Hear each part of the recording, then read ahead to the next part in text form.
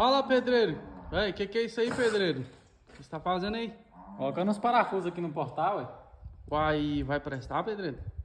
Ué, eu acho que é melhor que prego, né? Que o prego, você bate o prego com o tempo ele volta pra trás. Isso aqui já entra fazendo rosca, ó. Ah, tá. Isso aqui é mais garantido. Pior que você tem razão mesmo, né? O prego ele é liso, né? E o parafuso ele trava bem, né? É, o parafuso ele já entra fazendo a rosca, ó. Tá vendo aí?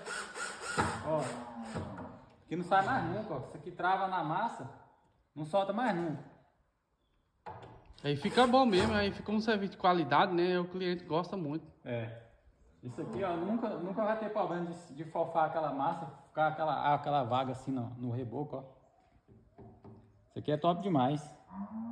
Então é isso aí, galera. Deixa nos comentários o que vocês acharam aí dessa ideia aqui de colocar parafuso no portal.